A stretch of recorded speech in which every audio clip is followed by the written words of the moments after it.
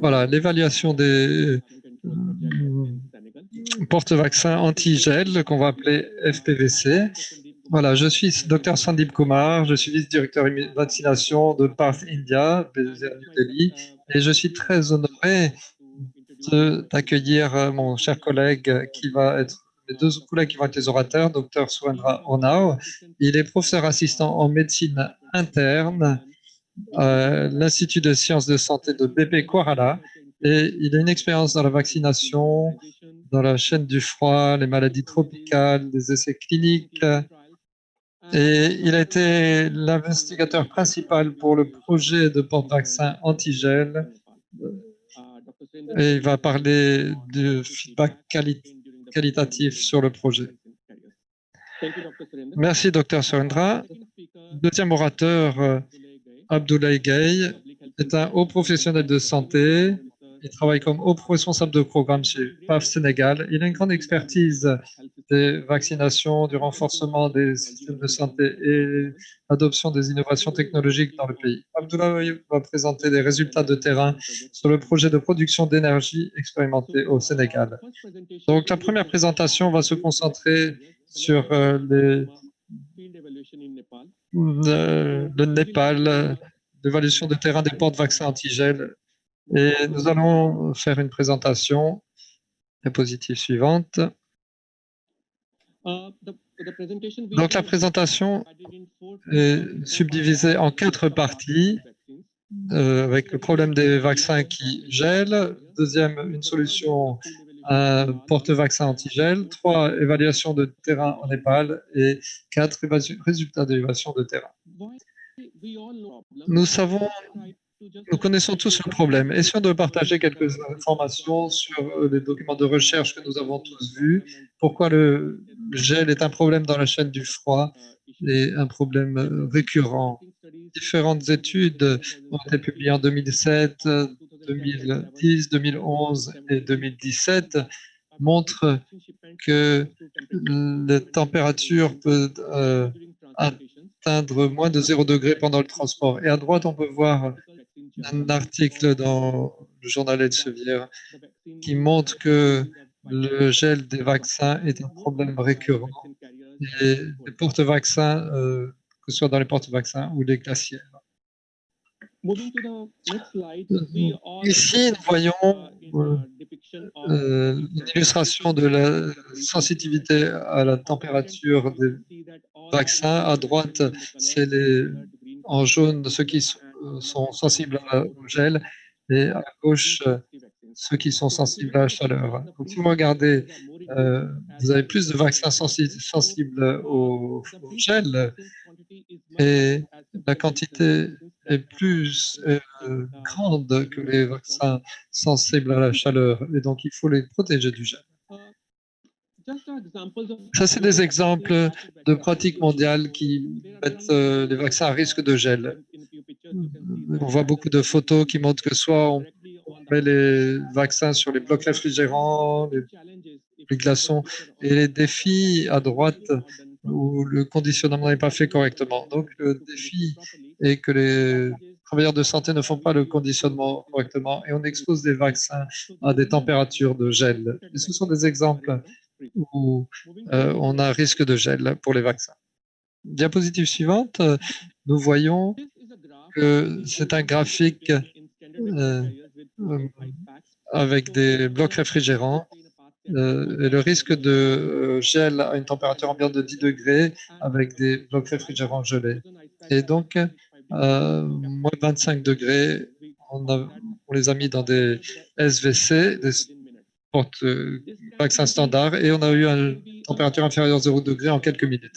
Cela peut varier parce que cela dépend des vaccins qui étaient dans le pire cas thermique. Le pire cas thermique pour nous, c'est selon les spécifications de l'OMS, où on a une température ambiante de 10 degrés.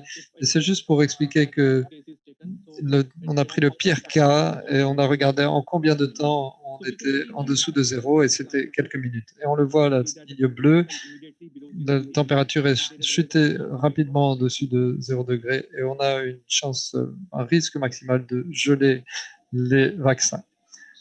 Voilà, donc nous avons parlé du problème. Il y a différentes raisons pour ce gel à cause du conditionnement qui n'est pas fait correctement pendant le transport, les blocs réfrigérants qui entrent en contact avec les porte-vaccins. Mais quelle est la solution et comment pouvoir gérer ce défi? Une solution prometteuse est un porte-vaccin antigel qu'on va appeler FPVC. Comment ça fonctionne? Ça protège la puissance des vaccins en évitant le gel, ça simplifie la logistique et ça leur fait gagner du temps aux agents de santé et ça réduit le fardeau de la formation à long terme. Vous pouvez voir sur l'illustration qu'il y a une barrière entre les blocs réfrigérants et le compartiment de vaccin qui protège les vaccins contre le contact avec les blocs réfrigérants. Et donc, il n'y a pas de contact entre le vaccin et le bloc réfrigérant et cela réduit le risque de gel. Comment ça fonctionne? Il y a une fine couche d'eau à l'intérieur qui fonctionne comme matériau de changement de phase et quand cela réduit la température dans le comportement de vaccin sans aller en dessous des 0. Et il y a une couche de mousse qui protège contre le gel. C'est une conception de porte-vaccin qui est très intéressante. Ici, on compare les porte-vaccins standards avec les porte-vaccins antigel ou FPVC. C'est une diapositive où on a vu que quand on a des blocs réfrigérants qui sont insérés, on avait la température dans un porte-vaccin standard qui chutait en dessous de 0 en moins d'une minute. Et ici, on voit que la température avec un FPVC reste au-dessus de 0. Cela peut varier en fonction de la conception intérieure, de la température ambiante et de la masse globale des vaccins qui est à l'intérieur du porte-vaccin. Donc, les spécifications de l'OMS pour les porte-vaccins antigel. On a des lignes directrices. 3 ou 4 fabricants ont répondu aux préqualifications pour les porte-vaccins antigel. Il y avait des lignes directrices pour la courte distance, la longue distance de ces porte-vaccins. Et ce sont les lignes directrices par rapport à la durée, 15 heures ou 30 heures, les stockage minimal, la période de durée et le poids pour la courte distance et la longue distance. Donc, on a parlé du problème et de la solution. Maintenant, on va parler de l'évaluation sur le terrain et je vais demander à Dr. Surendra de partager les résultats de l'évaluation sur le terrain. Merci, Dr. Sandip. Maintenant, nous allons parler de l'évaluation de terrain qui a été effectuée au Népal dans le cadre de cette évaluation de terrain pour les vaccins, porte-vaccins antigel. Donc, cette évaluation a été effectuée au Népal et le pays a été choisi compte tenu de l'intérêt et de l'engagement du ministère de la Santé et de la division vaccination avec le système de chaîne du froid au Népal. Donc, l'objectif de l'évaluation, c'était de donner des informations aux populations sur dans l'est du Népal et à déterminer l'utilité des FPVC dans le contexte de vaccination de routine. Et dans ce district, il fallait, sur la base des conditions de simulation, nous voulions effectuer un test sur par rapport aux spécifications de l'OMS PQS pour des FPVC, pour voir où ces idées étaient acceptables pour les utilisateurs finaux. Et dernier point, dernier objectif, de voir s'il y avait des impacts significatifs sur le système de santé dans les programmes de vaccination de routine au Népal. Donc, ces 3 objectifs étaient des objectifs spécifiques pour l'évaluation de terrain des porte-vaccins antigel. Et donc, l'évaluation de terrain a été faite avec BP Coralla, l'Institut BP Coralla, et avec le sponsor est des activités effectuées en étroite collaboration avec le ministère de la Santé.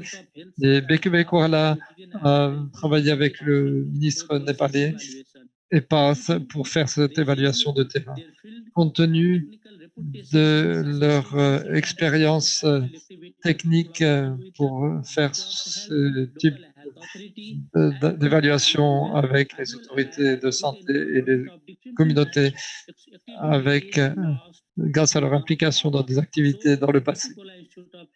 Donc, Pepe Koala a dirigé cette évaluation du terrain. Alors, pour cette évaluation de terrain,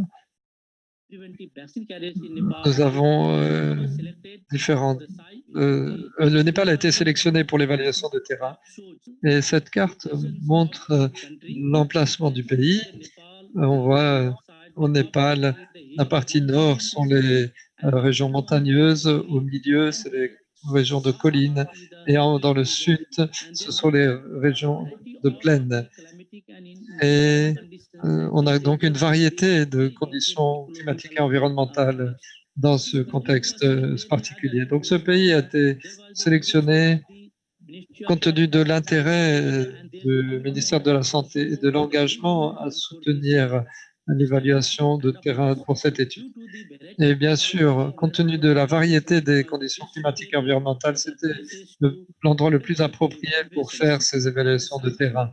Et le site choisi a été basé sur la longueur de session d'outreach dans les régions des plaines et des collines, la variété des conditions climatiques et environnementales et la présence de postes de sanitaires.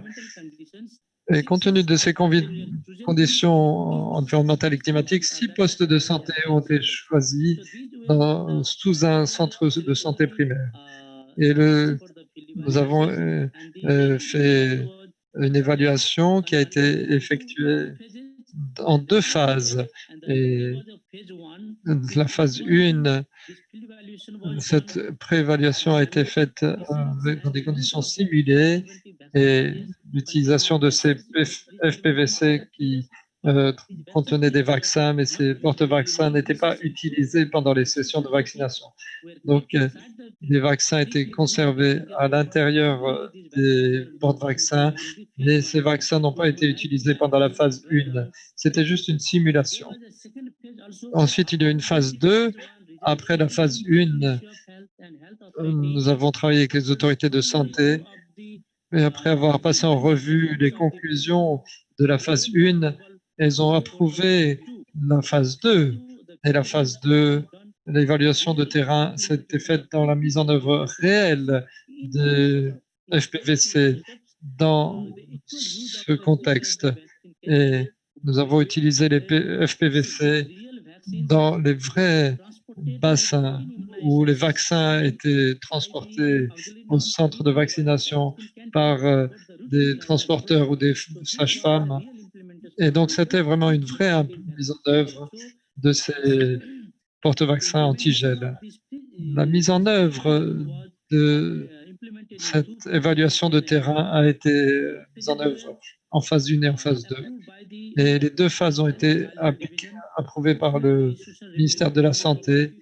Et il y a bien sûr eu le BP Koala qui a effectué l'évaluation. Et ça a été mis en œuvre dans 2 zones de Népal après l'approbation. Ce sont 2 districts de l'Est du Népal qui ont été sélectionnés, ceux qui sont en rouge. Et c'est là que c'est dans ces districts que l'évaluation de terrain a été effectuée. Voilà, ce tableau montre les porte-vaccins courte distance et longue distance de l'étude. Courte distance, les fabricants, c'était Blockings et le deuxième, c'était fabriqué par Inalsa. Ils ont été utilisés pour les programmes de vaccination de routine avant l'évaluation de terrain pour les porte-vaccins antigel. Pendant cette évaluation de terrain, nous avons mis en œuvre des porte-vaccin antigel de longue distance fabriqué par AOV International, un deuxième modèle fabriqué par Blowkings et un troisième porte-vaccin antigel de longue distance fabriqué par DefTrade. Ils ont été évalués pendant cette période d'étude en 2019 dans ces deux districts. Et on a 5 types de porte-vaccins qui étaient classés en fonction de la capacité de compartiment vaccin. Et vous pouvez voir ici les valeurs, la taille des blocs réfrigérants, le poids vide et le poids du porte-vaccin avec du bloc réfrigérant. Et donc, ça montre un peu la répartition des volumes et des poids. Et les caractéristiques de ces différents porte-vaccins utilisés dans l'évaluation de terrain des deux districts de l'Est du Népal. Donc, je pense que dans la session suivante, on va parler des résultats de l'évaluation de terrain. La diapositive suivante, et je vais demander à Dr Sandy de parler de cette évaluation. Voilà, merci Dr Sander. Je vais continuer à aller de l'avant pour vous montrer les capacités de porte-vaccin. Et on voit les longues distances, les courtes distances et les capacités mentionnées en dessous. Les données proviennent de 18 pays et on voit qu'il y a des informations de 2017 et 2018 et ça, c'est ce qui s'est produit. Les résultats de l'évaluation, partager comment cette étude a été réalisée. Je vais partager quelques résultats de l'évaluation de terrain. Quand on regarde le gel dans les porte-vaccins standards et antigel, au niveau du gel dans les porte-vaccins standards, on a eu un gel dans 13 des 186 sessions, ça fait à peu près 7%, qui peut être dû au conditionnement ou à des choses qui étaient de températures plus élevées des blocs réfrigérants. Et dans le porte-vaccin antigel, une seule session était en dessous de zéro et une seule session de gel et toutes les températures sont restées au-dessus de moins 0,5 alors que le site avait des températures ambiantes très faibles en dessous de la taille du PQS minimum pour la prévention du gel. Donc voilà, c'est les indicateurs qu'on a relevés.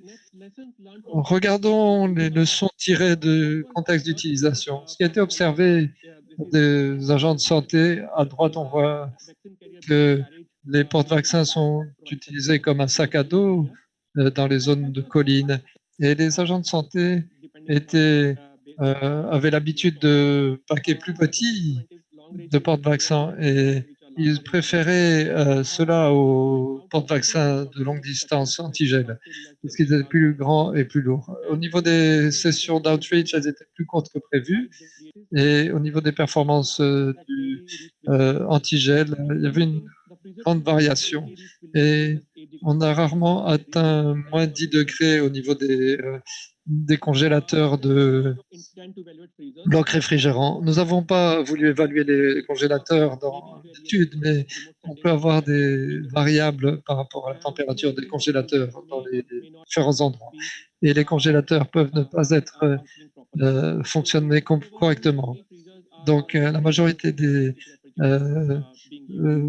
congélateurs sont des congélateurs à porte qui sont utilisés au Népal. Et c'était les défis principaux qu'on a observés dans l'étude de terrain. En plus des résultats quantitatifs, nous pouvons parler des perceptions qualitatives maintenant.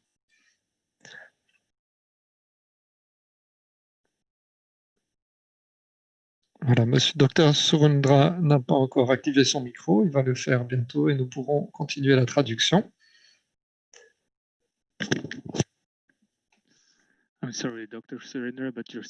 Voilà, désolé, Dr Surendra, mais vous n'avez pas activé votre micro.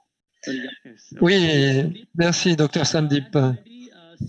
Comme on l'a déjà vu, Nous avons inclus 6 centres de santé dans chaque district et au total 24 postes sanitaires ont été inclus dans cette évaluation de terrain. Les aspects qualitatifs par rapport au porte-vaccin antigel.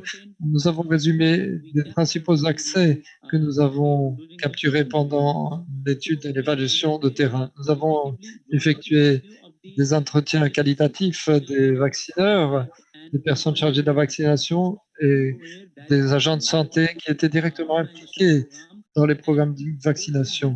Et ceux qui faisaient la manipulation, les offices responsables médicaux qui étaient impliqués directement et indirectement dans le programme et qui ont utilisé les porte-vaccins antigel.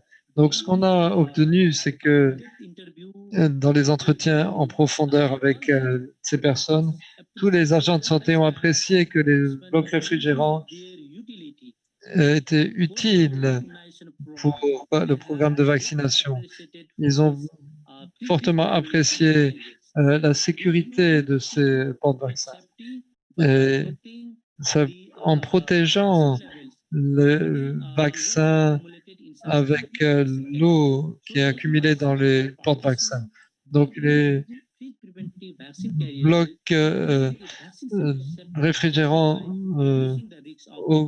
diminuent le risque de gel et d'endommager les vaccins. C'est le principal point qui est ressorti de ces porte-vaccins. Ensuite, les compartiments à l'intérieur ont diminué le gaspillage en évitant le dommage aux étiquettes des flacons à cause de l'accumulation d'eau. Troisième avantage, l'utilisation de blocs réfrigérants gelés a permis d'éviter de gagner du temps dans la préparation du porte-vaccin antigel. Il n'avait pas besoin de conditionner les glaçons pour la préparation des porte-vaccins antigel pour le programme de vaccination. Donc, ça a permis de gagner du temps pour préparer les porte-vaccins. Le quatrième point, c'est que c'est un inconvénient. Les blocs réfrigérants étaient parfois difficiles à insérer et à enlever.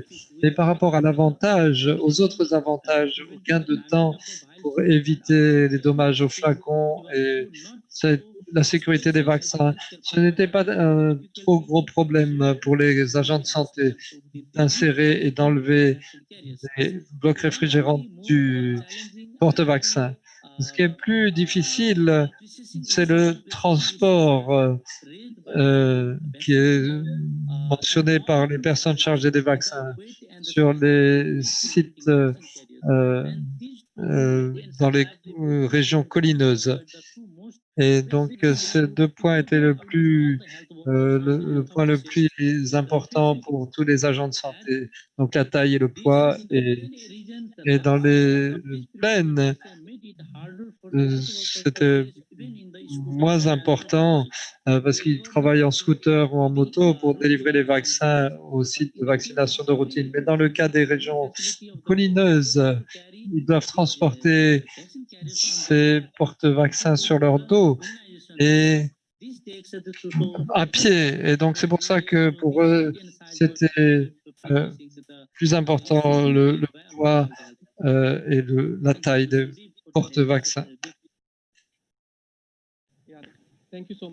Merci beaucoup, Dr. Sandro. Merci beaucoup.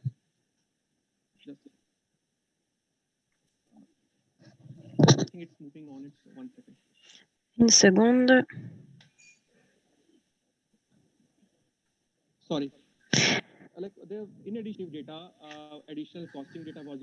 Dans les données récoltées, nous avons pu voir ce que les vaccins sensibles au gel donnaient lorsqu'ils étaient transportés.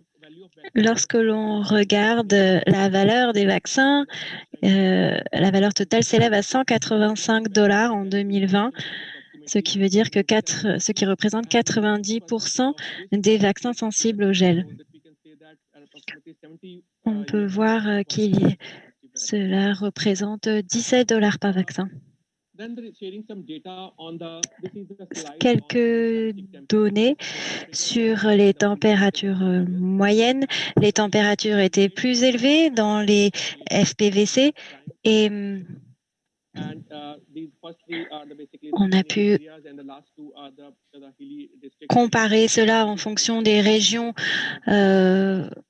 à collines ou à plaines. Prochaine diapositive. Ici, nous pouvons voir les 3 sessions de vaccination qui ont lieu sur 3 jours et nous montre les performances des FPVC et des porte-vaccins standards. Le graphique montre le refroidissement des compartiments des porte-vaccins et nous avons pris une mesure au début de la session et à la fin de la session. Cela donc dépendait de ce que notait le professionnel de santé et ces mesures, ces indications que nous avons utilisées pour la période de début et de fin. Les taux de refroidissement des FPVC et des SVC, des porte-vaccins standards, on peut voir donc ces variations de température, de refroidissement. On peut voir que si des packs de glace sont placés dans les porte-vaccins, on voit que le temps de refroidissement pour les FPVC d'environ 4h30 à moins de 2 degrés et pour les porte-vaccins standards d'environ 3 par heure à moins de 39 degrés. Les températures avec pack de glace placées une journée auparavant par les professionnels de santé dans les zones reculées. On peut voir que le système de santé népalais demande donc que les packs de glace soient distribués le matin.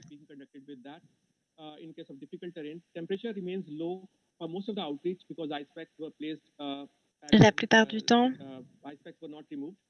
les packs de glace n'étaient pas retirés. On a vu que ensuite la température commence à augmenter à partir du 2e jour sur site et continue d'augmenter jusqu'au 3e jour.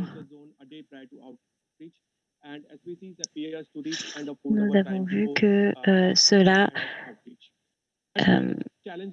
varie en fonction des différentes sessions de vaccination.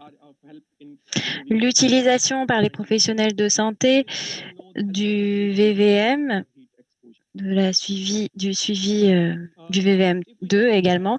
Et si on regarde la perte de vie moyenne expérimentée par les VVM2, on peut voir que dans chacune des sessions, il y a eu une perte de vie calculée.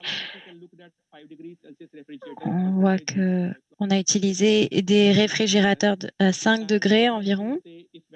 On peut voir que avec ces réfrigérateurs utilisés pendant la durée de la session, il y a donc une perte de vie qui varie.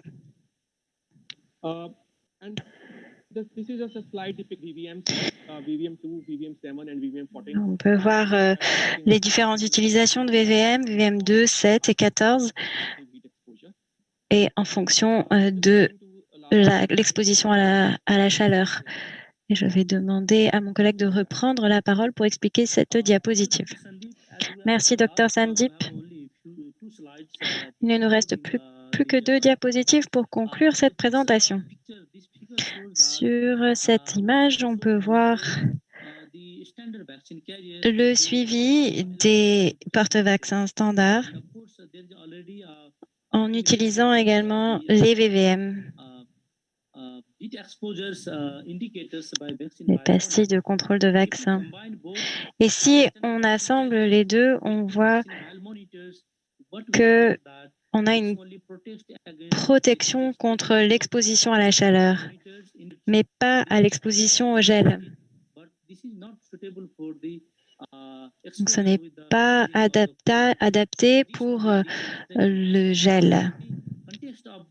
Mais avec le FPVC, le pare-vaccin antigel, qui est ensuite donc comporte des compartiments.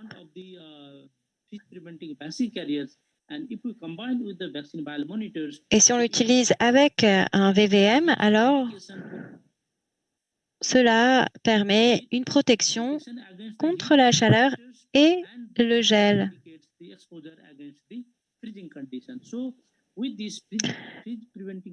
Donc, grâce au FPVC, nous avons des avantages supplémentaires de protection contre le gel.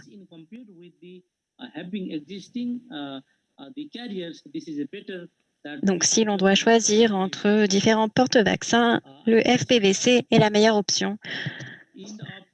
C'est la fin de notre présentation. Je laisse Dr Sandip continuer la session. Merci beaucoup.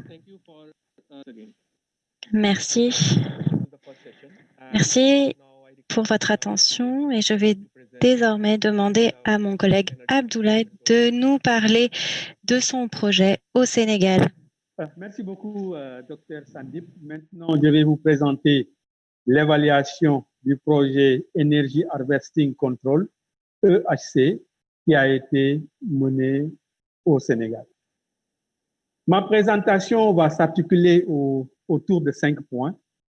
Le premier concerne comprendre l'énergie Harvesting Control, EHC.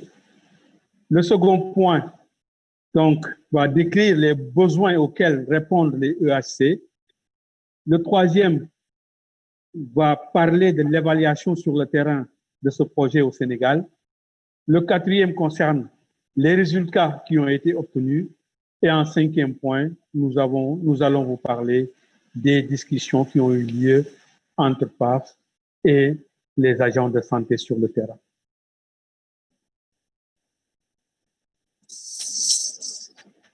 Comprendre l'énergie Harvesting Control, EHC. Ce qui se faisait d'habitude au niveau des postes centres de santé qui fonctionnent avec des appareils SDD était qu'en fait, le panneau solaire était toujours branché au réfrigérateur directement. Et dans ce cas, il y avait des surplus d'énergie qui n'étaient pas utilisés, ce qui engendrait donc des pertes d'énergie considérables. La consommation d'énergie des réfrigérateurs SDD qui a été mesurée en laboratoire et qui est montrée ici dans ce figure, dans ce schéma au niveau de la zone jaune, et comparée à l'énergie solaire incidente quotidienne qui a été modélisée, c'est la zone bleue, pour une batterie de 450 watts. Et vous voyez donc la différence entre les deux niveaux de consommation et vous voyez l'énergie qui est perdue donc, dans ce cas de figure. Les EHC, Energy Harvesting Control, peuvent utiliser le surplus d'énergie que je vous ai montré tout à l'heure pour assurer aussi bien la bonne conservation des vaccins et aussi permettre l'utilisation d'autres appareils au niveau du poste de santé, du centre de santé. Et ces appareils peuvent concerner, dans l'exemple 1, comme vous le voyez, donc le branchement direct du téléphone au niveau du réfrigérateur ou du ventilateur au niveau du réfrigérateur. C'est en fait ce qu'on appelle le système basique du EHC intégré. Et dans l'exemple 2, nous avons entre le réfrigérateur et les appareils qui sont branchés, donc ce qu'on appelle un Health Center Kit, donc un kit de centre de santé qui joue le relais, donc la distribution de cette énergie provenant des panneaux solaires et alimentant le réfrigérateur. Et les appareils, dans ce cas de figure, sont branchés au niveau de ce kit de centre de santé. Et nous pouvons brancher des appareils tels que les téléphones portables, tels que les chargeurs de batterie, tels que les ventilateurs ou bien des lampes. Dans le troisième cas, le kit est personnalisé donc, par rapport aux besoins de la structure de santé.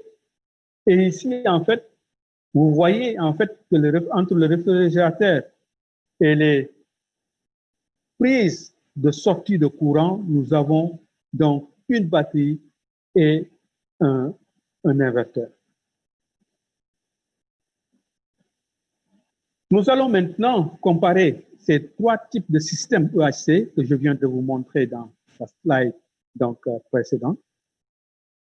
Pour le système basique, vous pouvez voir les types d'appareils qu'on peut brancher. Et ces types d'appareils concernent donc des téléphones portables et d'autres appareils simples qui sont fournis par l'utilisateur.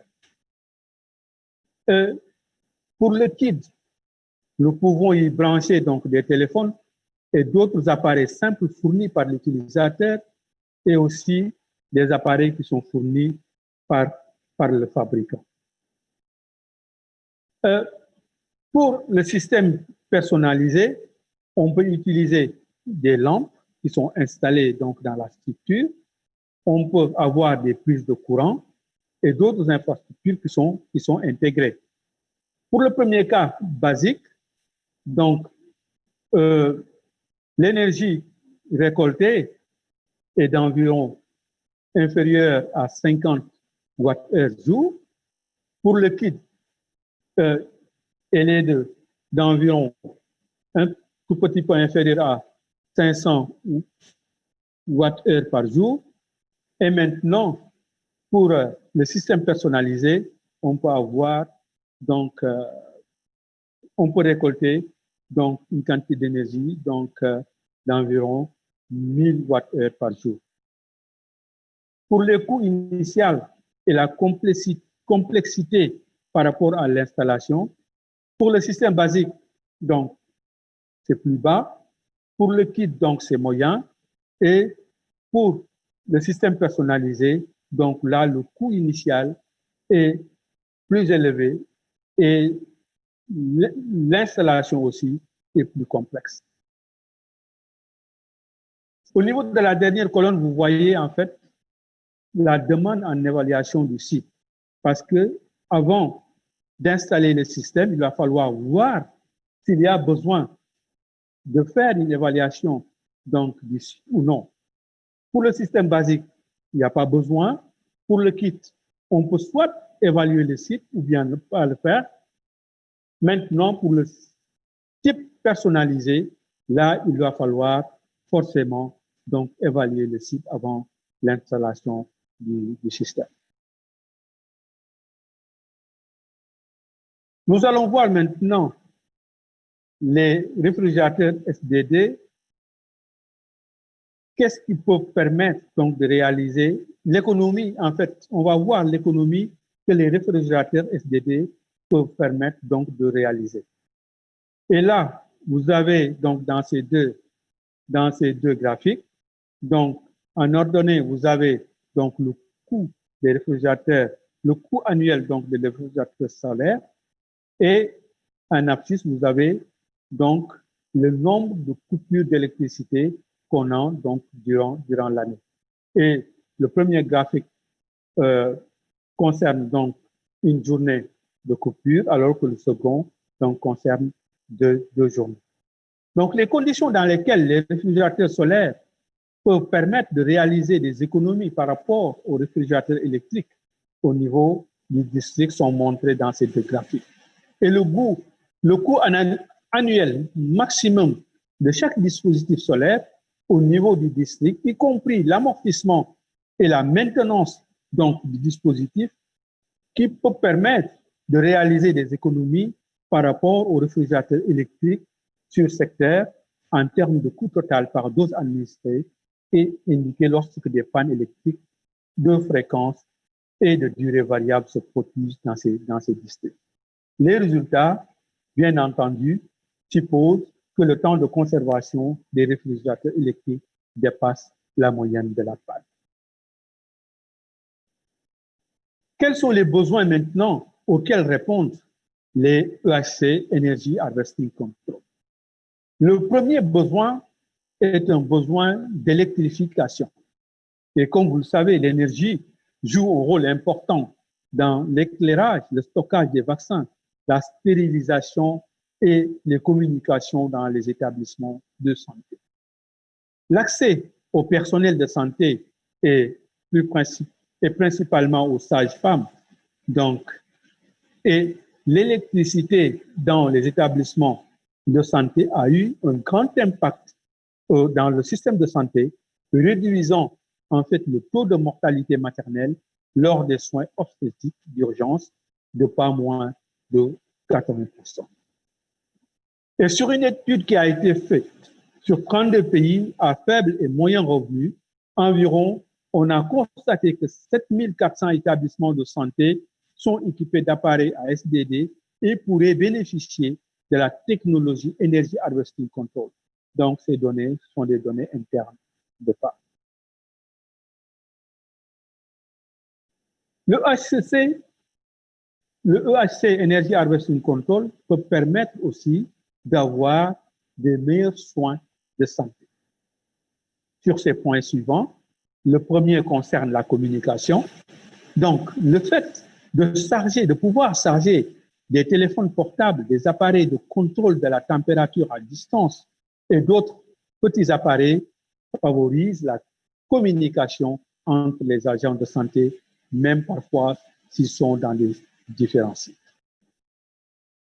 La gestion des urgences sanitaires, qui peut permettre en fait l'utilisation d'appareils tels que la lumière pour les urgences ou les naissances qui se produisent la nuit, et les moniteurs Doppler qui ont été fournis donc durant cette étude aux agents de santé ont permis d'avoir des soins obstétriques d'urgence de meilleure qualité. L'accès aux soins de santé, la diminution du temps passé par les travailleurs de la santé en dehors des établissements de santé pour recharger leurs appareils de téléphone a été constatée donc lors de cette étude. Donc, ce qui se passait, c'est qu'au niveau des zones où il n'y avait pas l'électricité, l'agent de santé pouvait sortir pendant des minutes, voire des heures, juste pour avoir la possibilité de recharger son téléphone portable. Maintenant, avec ce système Harvesting Control, donc l'infirmier chef de poste ou la sage-femme passe plus de temps dans son poste de santé afin de s'occuper donc de ses patients. Le dernier point est la qualité du service. Le EHC peut permettre un éclairage dans le site et l'utilisation de ventilateurs de base qui peuvent contribuer à renforcer la confiance des patients qui viennent visiter donc la structure et aussi améliorer la perception de la fiabilité et de la qualité de ce système, de leur système de santé. Nous allons maintenant voir donc les résultats donc, de l'évaluation sur le terrain de ce projet EHC qui a été mené au Sénégal. Et les travaux ont été menés dans les régions centre-ouest du Sénégal et principalement à Thiès et à Kaolack. Les appareils qui ont été fournis au niveau des sites tests concernent donc des ventilateurs, des powerbanks pour recharger les téléphones portables, des lampes frontales, des lampes mobiles, des Doppler focales, des otoscopes et des chargeurs de batterie, donc pour permettre aux agents de santé donc d'utiliser ces appareils dans leur site.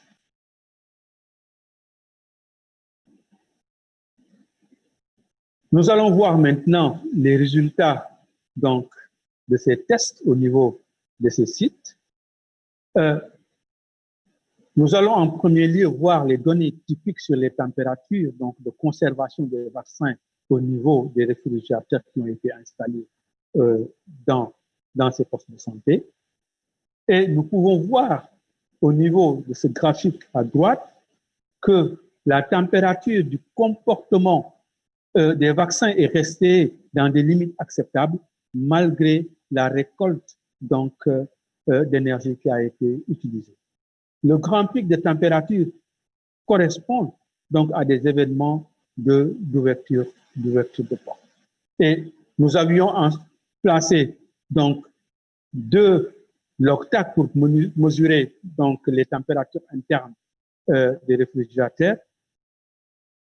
Et vous pouvez voir que sensiblement donc les températures ont été correctes donc durant l'ensemble, durant toute la durée donc des tests. Venons-en maintenant aux données typiques sur la puissance pendant la période de mise en service. Et vous voyez donc au niveau de ces 2 graphiques, donc en rouge, vous avez la courbe qui inclut la puissance utilisée par le réfrigérateur et allant au port USB.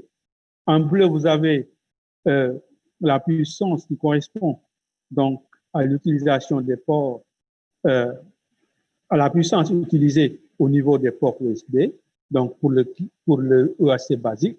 Et pour le EAC, donc avec kit, vous pouvez voir aussi donc en rouge la puissance du kit EAC. La courbe bleue correspond à la puissance du réfrigérateur et la zone entre la courbe bleue et la courbe rouge correspond à l'énergie fournie aux composants du EAC, c'est-à-dire à l'énergie qui a été récupérée afin donc de permettre le fonctionnement des appareils que je vous ai montrés tout à l'heure, qui concernent des ventilateurs, des lampes mobiles et des powerbanks. Nous allons voir maintenant ce qui s'est passé avec les EAC avec des ports de forte puissance. Les ports à forte puissance améliorent l'utilisation donc de l'énergie solaire disponible, donc comme l'a montré les expériences qu'on a eu à voir donc au cours de ces tests sur les différents sites. À gauche, vous pouvez voir le EAC sans port de forte puissance et à droite, le EAC avec port de puissance, avec port de forte puissance. Et à gauche, au niveau du EAC sans port de forte puissance, la courbe rouge indique la puissance utilisée par le réfrigérateur allant au port USB. La courbe bleue correspond à la puissance utilisée par les ports USB. Donc ça, c'est en ce qui concerne le port de forte puissance. Et à droite, avec le port EAC de forte puissance, donc à droite, vous avez, donc à gauche, c'est en fait de faible puissance et à droite de forte puissance. La courbe rouge indique la puissance utilisée par les réfrigérateurs et les ports d'alimentation EAC. Et la courbe bleue correspond à la puissance utilisée par les ports d'alimentation EAC. Donc, au terme de ces tests, nous avons eu à effectuer des interviews donc, au niveau des différents sites. Et donc, ces données sont des données qualitatives que nous avons recueillies donc, au cours de ces discussions avec les agents de santé qui opéraient dans ces sites. Et nous avons recueilli quelques assertions ici, donc au niveau de ces sites, juste pour montrer donc la satisfaction que les infirmiers chefs de poste et les sages-femmes et aussi les agents de santé donc communautaires ont eu à exprimer à la fin donc de ces tests donc sur ces différents sites. Au niveau du premier poste de santé, l'infirmier poste de l'ICP disait aujourd'hui les agents de santé s'éclairent la nuit lorsque les femmes accouchent ou en cas d'urgence, au lieu d'utiliser des bougies, la lumière des téléphones portables ou des lampes de poche. Donc, au niveau de ce même site, un autre agent de santé disait, le EHC a permis d'améliorer les services de vaccination, les services de nuit et la détection de la souffrance fœtale. Au niveau du poste numéro 2, l'ICP disait, grâce au projet EHC, nous disposons désormais de matériel médical pour mieux diagnostiquer nos patients, en particulier les femmes enceintes, avec l'utilisation des Doppler et otoscopes. Et un autre agent de santé dans ce poste disait, je ne vais plus ailleurs pour recharger mon téléphone portable. En conclusion, et en termes d'enseignement tiré donc à la fin de ces tests, nous avons vu que les équipements SDD et EHC ont généralement fonctionné comme prévu. La quantité d'électricité est utile au centre de santé, mais les établissements de santé qui sont éloignés pourraient donc en utiliser davantage pour étendre donc leurs services.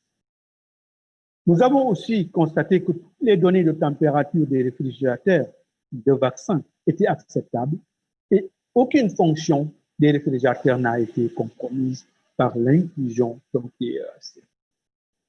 Les gains d'efficacité et de temps peuvent augmenter la disponibilité des agents de santé pour la prestation de services de santé ou améliorer l'équilibre entre la vie professionnelle et la vie privée donc de ces agents de santé. Les résultats n'ont pas été concluants dans une certaine mesure, donc en termes donc parce qu'en fait la taille de l'échantillon donc de l'étude était très limite. En dernier point, nous avons vu que les prestataires de services doivent être hautement qualifiés donc pour prendre en charge donc la maintenance parfois donc de ces appareils. Donc les travaux en cours et le suivi de projet donc concernent le dernier point. Donc l'étude a révélé donc des défaillances de l'équipement des EHC dans certains sites, mais elles n'ont pas compromis la performance donc les performances des réfrigérateurs, ce qui était une condition essentielle pour que les EHC donc soient utilisés donc dans ces sites.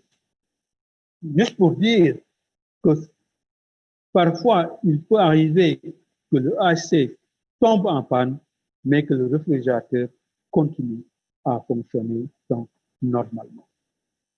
Nous continuons le suivi avec les fabricants donc afin de diagnostiquer la cause première de ces défaillances. Dans le cadre du groupe de travail PQS, nous continuons à suivre les problèmes de qualité et leurs implications. Cela a mis en évidence la nécessité et l'utilité de l'exigence du PQS d'effectuer des essais sur le terrain, en plus des tests de vérification des performances en laboratoire, et ces essais révèlent souvent des problèmes d'équipement.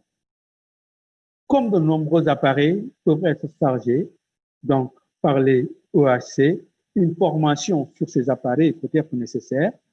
Donc, donnons juste un exemple. Dans un site, lors donc, de ces tests, une infirmière chef de poste disait en fait qu'elle a dû donc recevoir une formation supplémentaire donc, dans un autre site par un gynécologue pour pouvoir utiliser le Doppler fœtal. Donc, des techniciens aussi des services qualifiés sont un facteur important pour la réparation de tout problème donc, lié aux appareils au cours donc, de leur fonctionnement. Voilà ce que je voulais présenter avec vous. Merci d'avoir participé à cette session.